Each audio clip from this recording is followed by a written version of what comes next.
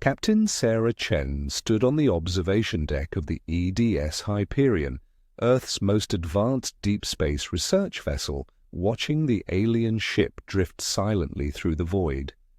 Its crystalline structure pulsed with a fading blue light, like a dying heartbeat in the darkness of space.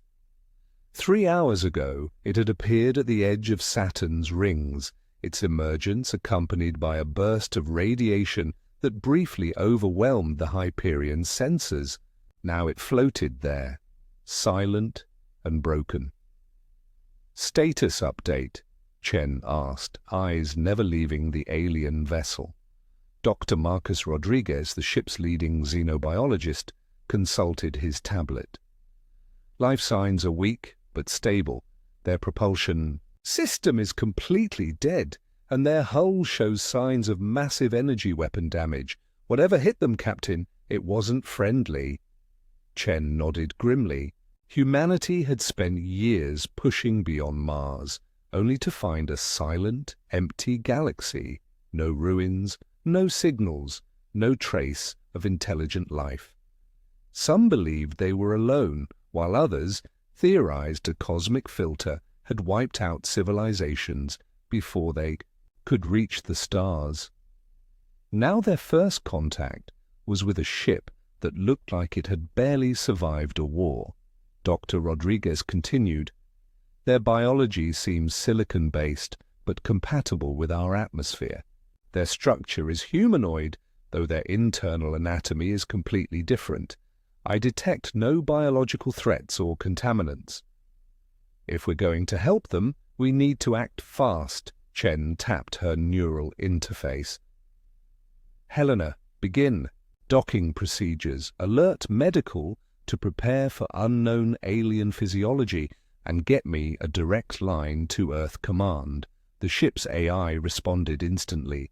"Docking procedures initiated. Medical bay is preparing. Be advised, transmission to Earth Command will have a 12-minute delay at current distance." As the Hyperion's docking arms extended toward the alien vessel, Chen knew this moment would change human history forever. She had trained for first contact scenarios, but nothing had prepared her for the reality. The docking took 20 minutes, during which Chen assembled a first contact team. Dr. Rodriguez for biological analysis, Lieutenant Commander James Wu for security, and Dr. Sarah O'Neill, their lead linguist and anthropologist. Standing in the airlock chamber, Chen addressed them. "Remember your training. We're here to help, but stay alert. This could be first contact or first conflict. Let's hope for the former." The airlock cycled. The alien ship's interior was a maze of crystalline corridors, as if the walls had grown rather than been built. The emergency lighting cast an eerie blue glow, and the air, though thin, was breathable. They found the crew in the ship's control center, 5 humanoid figures, their skin pale lavender with iridescent patches, lying unconscious at their stations. Their bodies were slender, their limbs elongated, and their large, almond-shaped eyes were closed in an unnatural stillness. Dr. Rodriguez scanned them. "They're alive, but in biological stasis, similar to deep hibernation." "Can you wake them?" "Yes, but carefully. Their physiology has built-in defenses against rapid revival." It took an hour to safely wake the first alien. When its eyes opened, revealing shifting pupils that shimmered like oil on water, Chen held her breath. This was it. The alien spoke, its voice resonating on multiple frequencies. Dr. O'Neill's translator struggled, then managed a broken response. "Grateful." "Help. Unexpected. Did not think humans would come."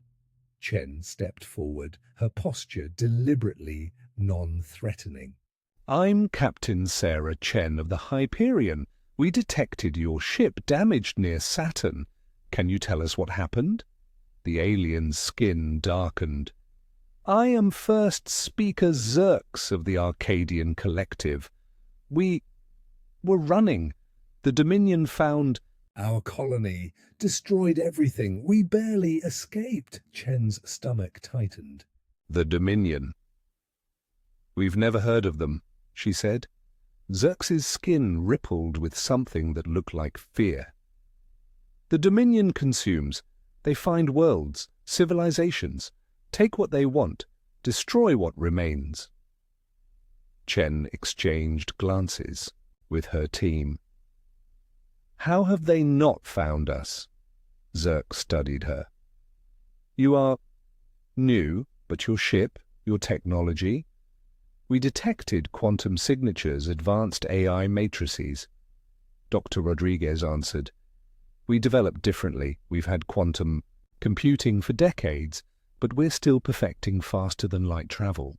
Xerxes' movements were careful, deliberate. Perhaps this is why you survived. The Dominion seeks traditional signs of advancement, FTL travel, antimatter signatures. They do not expect different paths. Chen felt a chill. How many worlds have they taken? Hundreds. We were once 30 worlds strong. Now we are refugees. The implications were staggering. Humanity had unknowingly developed in the shadows of a galactic war, hidden not by strategy but by the simple accident of their technological priorities. Chen made a decision. Earth has never turned away those in need of shelter. We can offer your people sanctuary, but we'll need to know everything you can tell us about the Dominion. If they're out there, it's only a matter of time before they find us. And we need to be ready. Xerxes' skin rippled with new colors. You would stand against the Dominion, even knowing what they are capable of. Chen smiled. It was a human expression that could mean both friendship and warning. Humanity has never backed down from a fight when innocent lives were at stake. And we've never lost a war on our home ground. Xerx hesitated, then spoke with quiet awe. Then perhaps the Dominion will finally know fear. 6 months later, General Michael Santos stood in the Cheyenne Mountain Quantum Computing Center watching the holographic displays of Earth's military-industrial complex roaring to life. Humanity was preparing for war. The Hyperion's first contact with the Arcadian refugees had set off a chain reaction. Every nation on Earth had united under a single cause: survival. "Show me the Jupiter shipyards," Santos commanded. The AI complied, revealing massive construction facilities orbiting Europa. Dozens of warships were under construction, their dark hulls gleaming under floodlights. Colonel Diana Martinez, his chief of operations, stepped forward. "First Fleet will be ready in 2 weeks, sir. Quantum armor integration is ahead of schedule, and our AI networks are learning at an exponential rate." Santos studied the fleet. How are our Arcadian guests adapting to neural interface trials? They're adapting faster than expected. Their silicon-based biology interfaces better with our quantum systems than human wetware. That was another uniquely human innovation. The Dominion relied on AI for ship control. Humanity had created direct mind-machine interfaces, turning their warships into extensions of their pilots. Martinez continued, "Our stealth systems are beyond anything the Dominion has seen. The quantum displacement field completely masks our energy signatures. As far as they're concerned, our ships might as well be floating debris." A lieutenant rushed into the room, his neural interface glowing. "General, we have a priority transmission from the Hyperion. Captain Chen reports Dominion scout ships at the edge of the Oort cloud."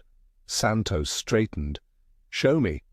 The holographic display shifted, revealing 3 Dominion vessels moving through the outer solar system, massive, bristling with weapons, moving with the confidence of an enemy that had never known defeat. They're scanning for FTL signatures, Martinez Noted. They haven't detected us yet. Santos watched them. How many stealth destroyers are combat ready? 3. Nemesis, Shadow, and Night Stalker. Santos's expression hardened. Launch them. Let's teach the Dominion what it means.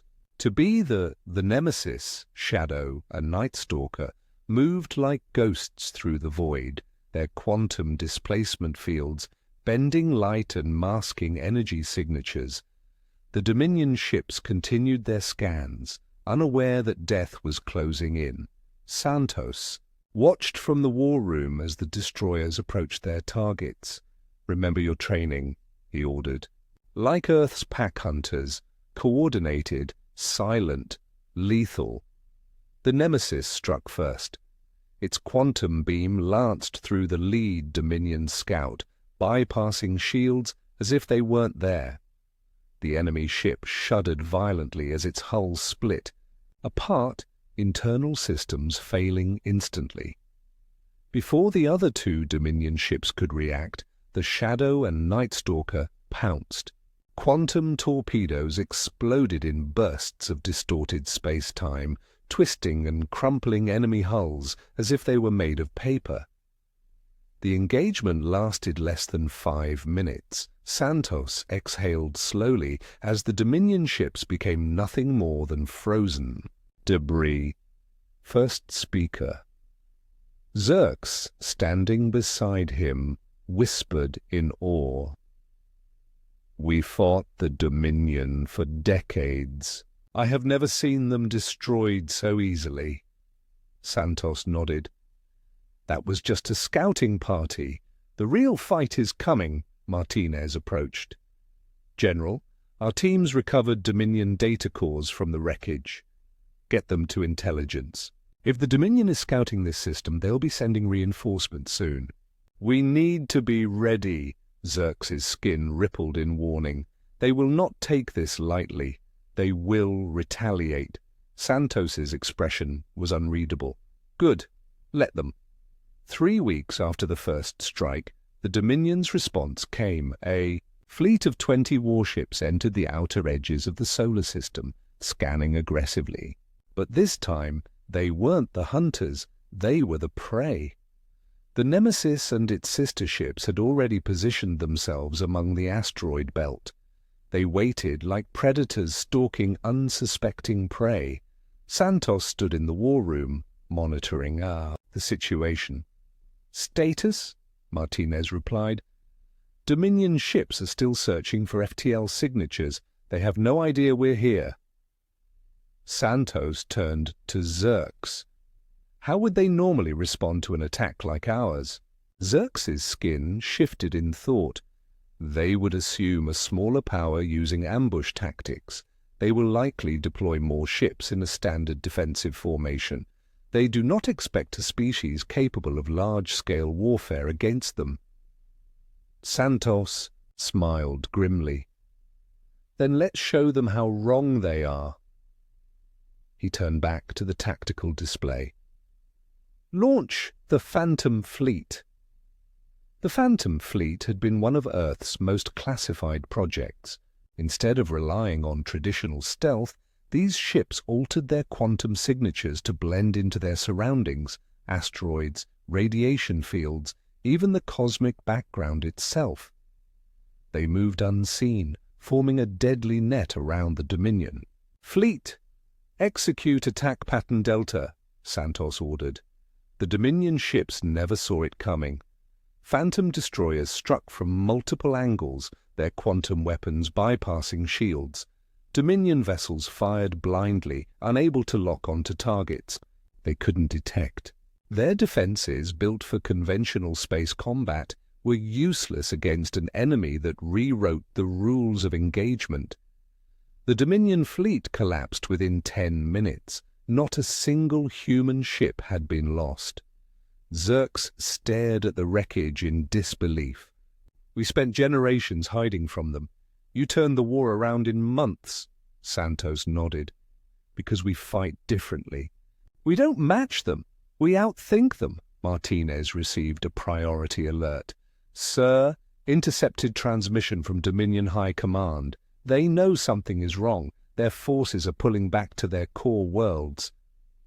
Xerxes' eyes widened. They're afraid. Santos turned to his officers. It's time to take the fight to them. Admiral Sarah Chen, now commander of Earth's first deep space battle fleet, stood on the bridge of the Hyperion, staring at the Dominion stronghold world of Nexus Prime. 50 Earth warships had dropped out of quantum space, positioned like silent hunters. "Status report," she commanded. Wu replied, "Quantum displacement fields holding steady. Dominion defenses haven't detected us yet." Chen studied the enemy formation. Hundreds of defense platforms, energy shields strong enough to withstand conventional bombardment, and over 200 Dominion warships. They were dug in, but they had never faced humanity before. "Deploy the quantum web," she ordered. Thousands of microscopic quantum nodes spread through space, forming an invisible network. Each node altered local physics, turning the battlefield into a shifting labyrinth. The Dominion's defenses were formidable, but they were built for a different kind of war. Execute Phase 1. The quantum web activated. The speed of light changed in localized pockets.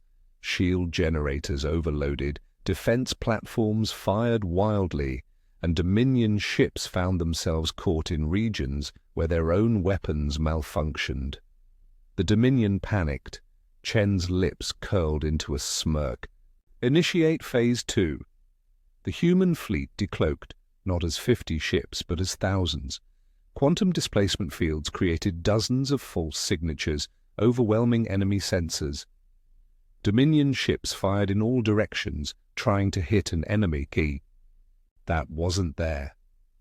Wu reported, "Dominion fleet is breaking formation." They're confused. Chen's voice was calm. "Launch the hunter swarms."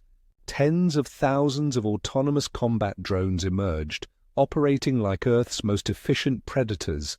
They swarmed the Dominion ships, adapting tactics in real time. "They're overwhelmed," Wu said. "Their point defense systems can't keep up. Dominion ships, unable to distinguish real from false targets, began retreating." Chen's gaze hardened. "No escape. Execute Phase 3. Hidden quantum nodes activated, blocking FTL travel.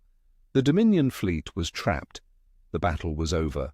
In 20 minutes, Xerx stood beside Chen, his skin rippling with awe. "The Dominion has never suffered a defeat like this." Chen nodded. "And this is just the beginning." 3 months later, the Dominion was on the defensive. Human fleet struck at supply lines, production facilities, and strategic outposts. In the war room of the EDS Predator, General Santos watched Dominion transmissions. "Show me their latest." "Communications." The messages were filled with fear. "Human ships appear from nowhere. Their weapons bypass our defenses. Our fleets are crumbling. We cannot stop them." Martinez smiled. "They're breaking." Xerx stepped forward. "The Dominion once ruled through fear. Now their own people are turning against them. Rebellions are spreading." Santos studied the map. "Then let's finish this." The Dominion's throne world, Imperius Prime, was their final stronghold. 500 enemy ships defended it. Chen stood on the bridge of the Hyperion, watching as her fleet positioned itself. "Deploy the final weapon," she ordered. The quantum web activated in full force, rewriting physics across the battlefield. Dominion ships fired weapons that curved back on themselves. Their new experimental fighters malfunctioned, unable to navigate the shifting space-time. The battle ended in 30 minutes. The Dominion's empire, centuries in the making, collapsed in a single day. Santos stood before the Dominion leadership. Your reign is over. Your worlds are free. Xerx turned to Chen. We always wondered how you survived in isolation. Now I understand. You didn't just survive, you evolved. Chen smiled. And now the galaxy will never be the same. Humanity had turned isolation into an advantage. They had adapted, innovated, and dominated. The Dominion thought they were the apex predators of the galaxy. They were wrong prey.